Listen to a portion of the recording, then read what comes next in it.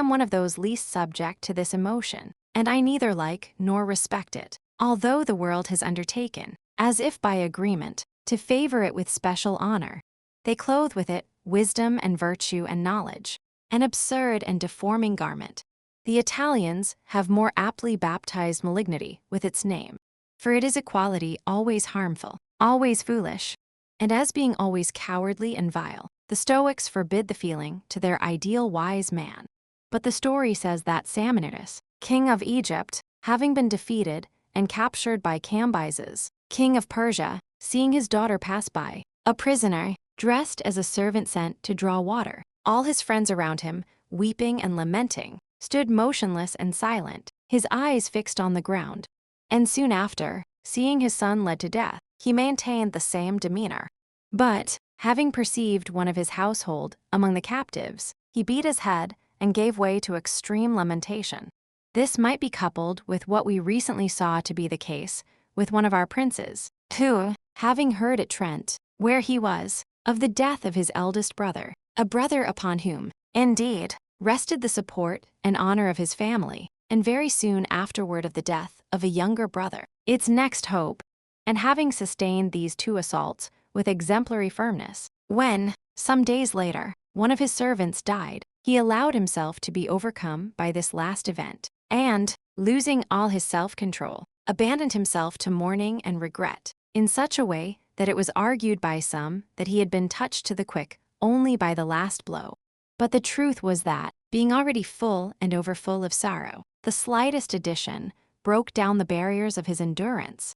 The like might be thought, let me say, of our other tale, were it not that it adds that, when Cambyses asked Psammenitus why it was that, not being moved by the unhappy fate of his son and his daughter, he bore with so little patience that of his friend, because he replied, only that last grief could be shewn by tears.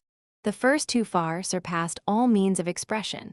Perhaps, in this connection, we might recall the conceit of that ancient painter, who, having to represent the mourning of those present at the sacrifice of Iphigenia, according to the degree of each person's interest, in the death of that innocent fair maid, having exhausted the last resources of his art, when it came to the maiden's father, he painted him with his face covered, as if no visage could evince that degree of grief.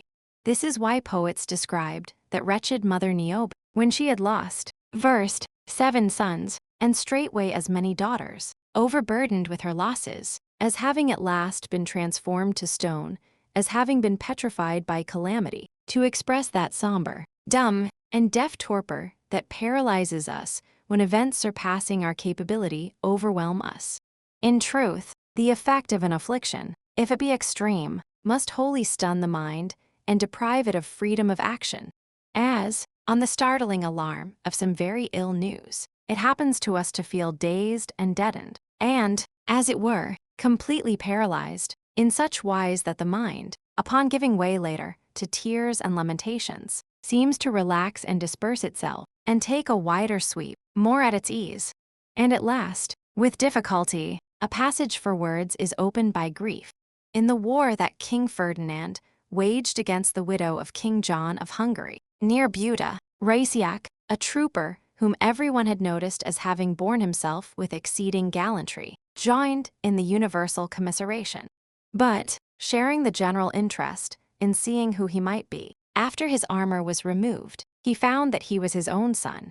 Amid the universal lamentation, he alone stood erect, without uttering a word or shedding a tear, his eyes fixed, gazing steadfastly upon him, until the violence of his grief congealed his vital powers, and felled him, stone dead, to the ground. He who can say how he burns is in no hot fire, say the lovers, who would describe an unendurable passion. Wretched man that I am, this delight deprives me of all my senses. As soon as I look upon thee, Lesbia, I can, in my delirium, utter nothing. My tongue is benumbed. A subtle flame spreads through my veins. My ears ring. Darkness covers my eyes. It is not in the most poignant and penetrating heat of the attack that we are in a fitting state to set forth our lamentations and our persuasions. The mind is then overloaded by intense thought, and the body prostrated and languishing with love.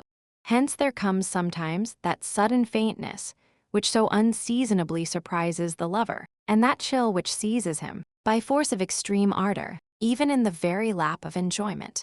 All passions which suffer themselves to be understood and marshaled in order are but lukewarm. Light griefs can speak. Great ones are dumb. The surprise of an unhoped-for joy stuns us equally. When she beheld me approaching, and saw me surrounded by Trojan arms, she was terror-struck. Aghast at the wonder, she fainted at the sight. Warmth abandoned her limbs, and she fell. Then, after a long time, she spoke with difficulty. Besides the Roman woman, who died of glad surprise on seeing her son return from the rout of Cannae, and Talva, who died in Corsica on reading the news of the honors which the Roman Senate had bestowed upon him, we learn in our own day that Pope Leo X, having been informed of the taking of Milan, which he had most ardently desired, felt such transports of joy that he was attacked by a fever and died of it. Diodorus the dialectician died suddenly, seized by an overwhelming sense of shame, when he could not explain a proposition put before him. I am little subject to such violent emotions. My sensitiveness is naturally not keen, and I harden and deaden it every day intentionally.